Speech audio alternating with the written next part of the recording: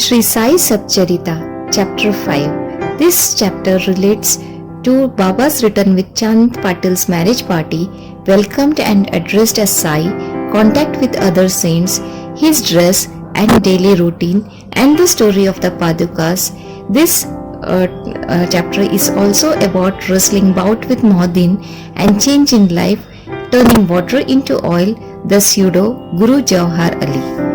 Now to start with the first topic, return with Chand Patil's marriage party. As hinted in last chapter 1, I shall now describe first how Sai Baba returned to Shirdi after his disappearance. There lived in the Aurangabad district, Nizam state, in a village called Dhoop, a well-to-do Mohammedan gentleman by name Chand Patil. While he was making a trip to Aurangabad, he lost his mare. For 2 long months he made a diligent search but could not get no trace of the lost mare. After being disappointed, he returned from Aurangabad with the saddle on his back. After travelling 4 kos and a half, he came on the way to a mango tree, under the foot of which sat a Ratna. Ratna means a queer fellow. He had a cap on his head, wore kafni, kafni means a long robe, and had a satka, satka is a short stick, under his armpit, and he was preparing to smoke a chilam. Chilam is a pipe. On seeing Chand Patil pass by the way, he called out to him and asked him to have a smoke and to rest a little. The fakir asked him about the saddle. Chand Patil replied that it was one of his mare which was lost. The queer fellow or fakir asked him to make a search in the nala close by. He went, and the wonder of wonders, he found out the mare. He thought that this fakir was not an ordinary man but an Availiya. Availiya means a great saint. He returned to the fakir with the mare. The chilim was ready for being smoked, but 2 things were wanting.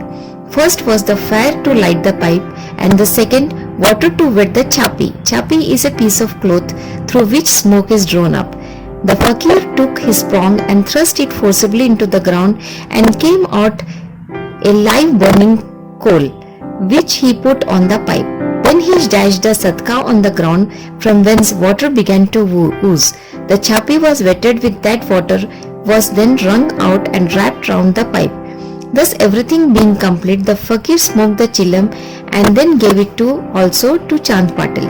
On seeing all this, Chand Patil was wonderstruck. He requested the fakir to come to his home and accept his hospitality. Next day he went to the Patil's house and stayed there for some time. The Patil was a village officer of Dhoop. His wife's brother's son was to be married and the bride was from Shirdi. So Patil made preparations to start for Shirdi for the marriage. The fakir also accompanied the marriage party. The marriage went off without any hitch. The party returned to Dhoop except the fakir alone stayed in Shirdi and remained there forever. Now the next topic, how the fakir got the name Sai. When the marriage party came to Shirdi, it alighted at the foot of a banyan tree in Bhagat Malsapati's field near Khandoba's temple. The carts were loosened in the open courtyard of Khandoba's temple.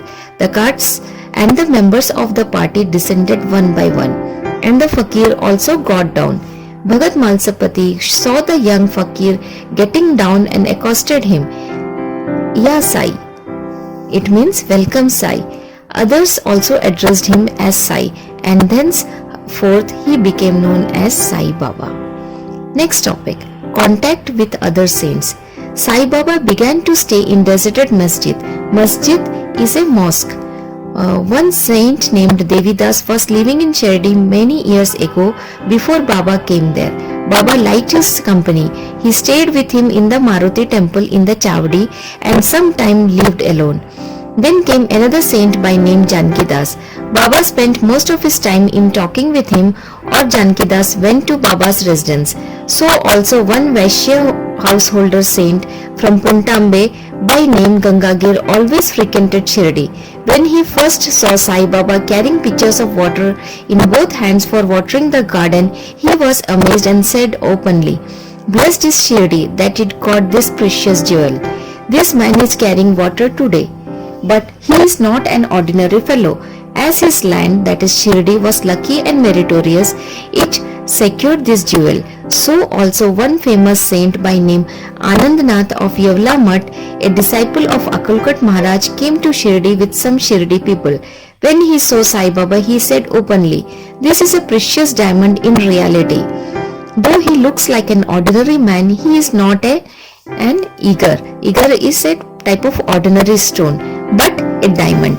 You will realize this in near future." Saying this, he returned to Yavla. This was said while Sai Baba was a youngster. Next topic, Baba's dress and daily routine.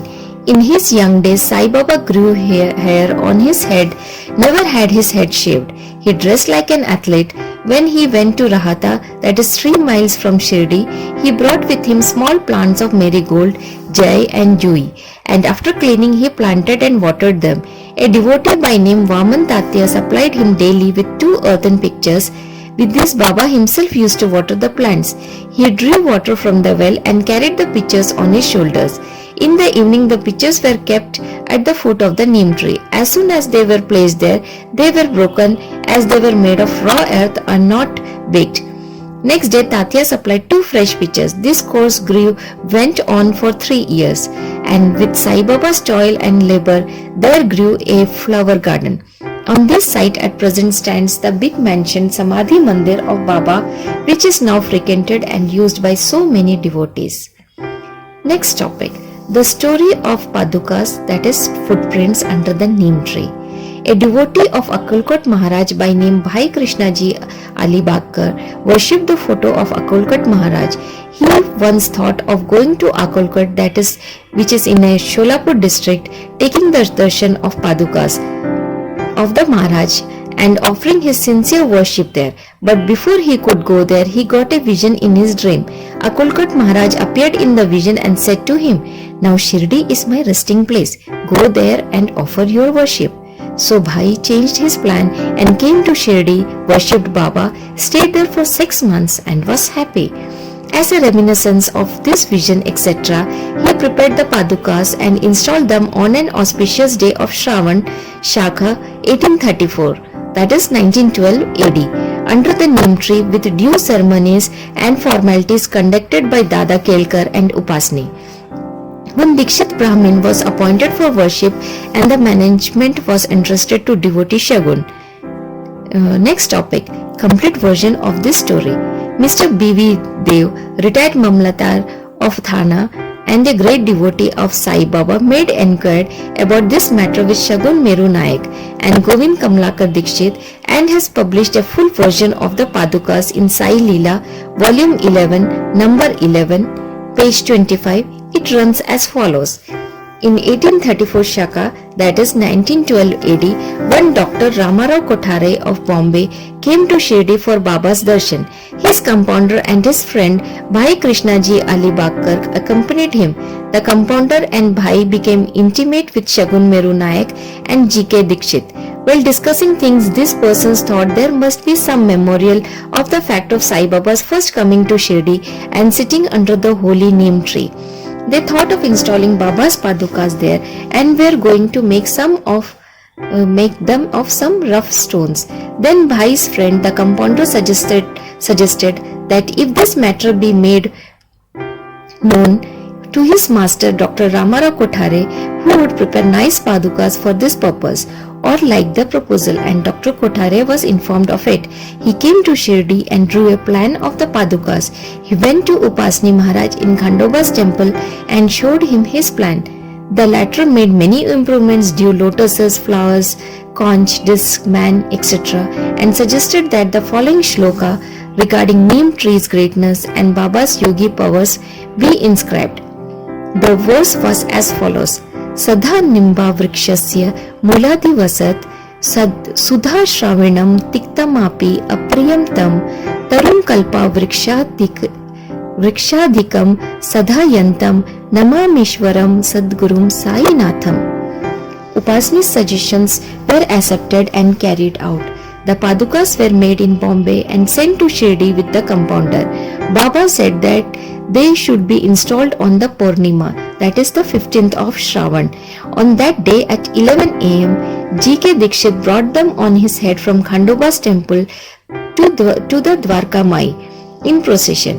Baba touched the Padukas, saying that these are the feet of Lord, and asked the people to install them underfoot of the neem tree.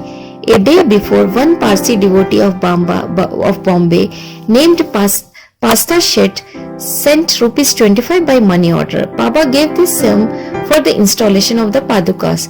The total expense of the installation came up to rupees 100, out of which rupees 75 were collected by subscriptions. For the first 5 years, G.K. Dikshit worshipped the Padukas daily, and then this was done by Lakshman Kacheshwar Jhakadi. In the first 5 years, Dr. Kothare sent rupees 2 per month for lighting and also sent the railing around the Padukas. Thus, expenses of bringing the railing from the station to Shirdi, rupees 7-8, presently that is rupees 7.5 paisa, and roofing was paid by Shagun Meru Naik. Now Jakadi, that is Nana Pujari, does the worship, and Shagun Meru Naik offers the Naivedya and lights the evening lamps. Bhai Krishna Ji was originally a devotee of Akolkot Maharaj. He had come to Shirdi at the installation of the Padukas in Shakha 1834 on his way to Akolkot. He wanted to go to Akolkot after taking the darshana of Baba. He asked Baba's permission for this. Baba said, "Oh, what is there in Akolkot? Why do you go there? The incumbent Maharaj of that place is here myself." Hearing this, Bhai did not go to Akolkot. He came to Shirdi off and on after the installation of the Padukas. Mr. B.V. Dev concluded that Hemadpant did not know these details. Had he been known them, he would not have failed to depict them in his Satcharita. Wrestling bout with Muhammadin Tamboli and change in life. To return to other stories of Baba, there was a wrestler in Shirdi by name Muhammadin Tamboli. Baba and he did not agree on some items and both had a fight.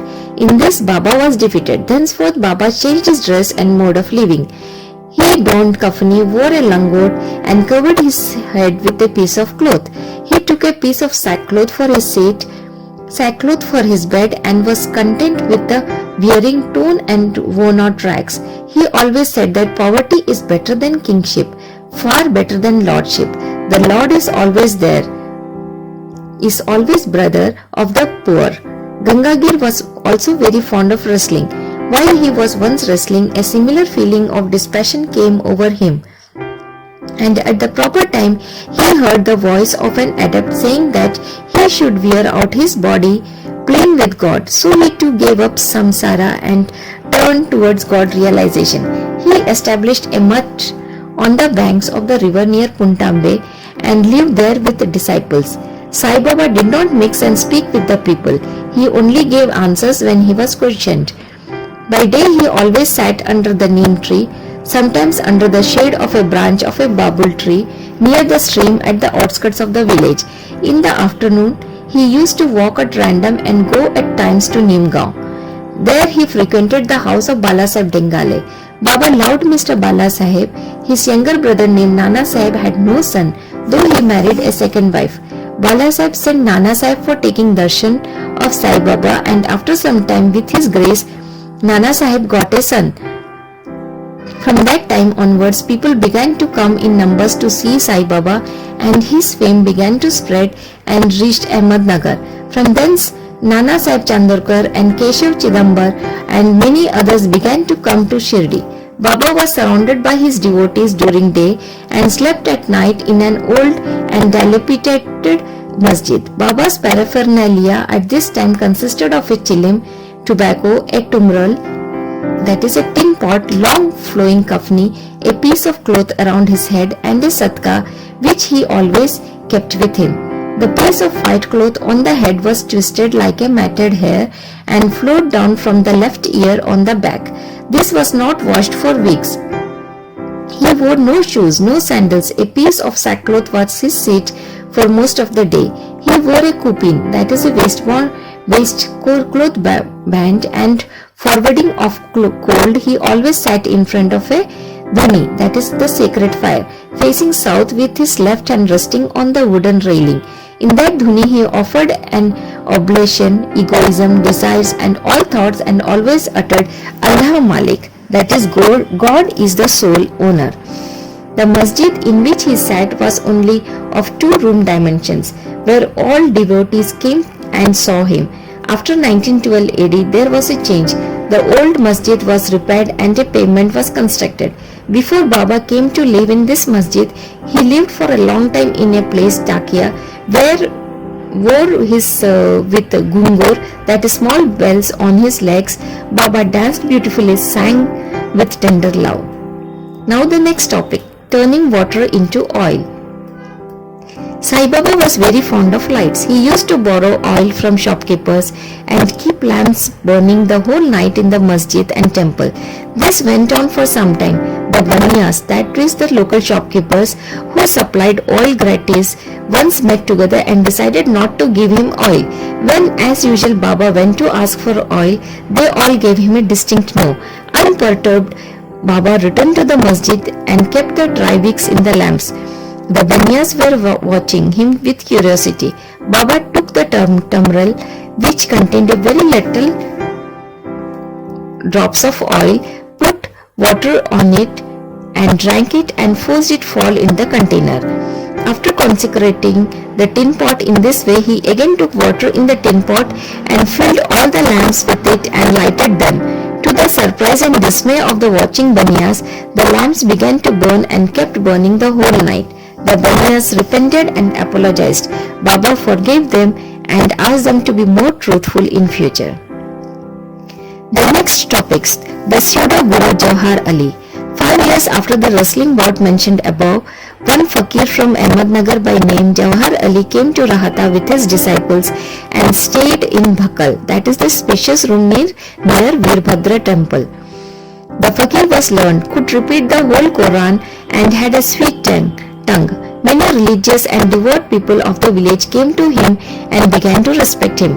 With the help of the people, he started to build an Eidgah, a wall before which Mohammedans pray on Eidgah day, near the Veerbhadra temple. There was a small quarrel about this affair, on account of which Jawhar Ali had to leave Rahata. Then he came to Shirdi and lived in masjid with Baba. People were captured by his sweet talk and he began to call Baba his disciple. Baba did not object and consented to be his chela. Then both Guru and Chela decided to return to Rahata and live there. The Guru teacher never knew his disciple's worth, but the disciple knew the defects of the Guru. Still he never disrespected him, observing carefully his duties. He even served the master in various ways. They used to come to Shirdi off and on, but their mainstay was in Rahata. The loving devotees of Baba in Shirdi did not like that Baba should stay away from them in Rahata. So they went in deputation to bring Baba back to Shirdi. When they met Baba near the Eidgah and told the purpose for which they came, Baba said to them that Fakir was an ill-tempered fellow, he would not leave him, and that they should better return to Shirdi without him. Before the Fakir returned, while they were thus talking, the Fakir turned up and was very angry with them for trying to take away his disciple. There was some discussion and altercation, and it was finally decided that both the Guru and Chela should return to Shirdi. And so they returned and lived in Shirdi. But after a few days, the Guru was tested by Devidas and he was found wanting. 12 years before Baba arrived in Shirdi with the marriage party, this Devidas, aged about 10 or 11, came to Shirdi and lived in the Maruti temple. Devidas had fine features and brilliant eyes, and he was dispassion incarnate and a Gyani. Many persons, namely Tatya, Kote, Kashinath and others, regarded him as their guru. They brought Jawhar Ali in his presence, and in the discussion that followed, Jawhar was worsted and fled from Shirdi. He went and stayed in Bijapur and returned after many years to Shirdi and prostrated himself before Sai Baba. The delusion that he was Guru and Sai Baba his Chela was cleared away, and as he repented, Sai Baba treated him with respect. In this case, Sai Baba showed by actual conduct how one should get rid of egoism and do the duties of a disciple to attain the highest end, that is, self-realization. This story is told here according to the version given by Malsapati. who was a great devotee of Baba. In the next chapter will be described Ram Navami festival, the masjid, its former condition and later improvements, etc. Woe to Sri Sai, peace be to all.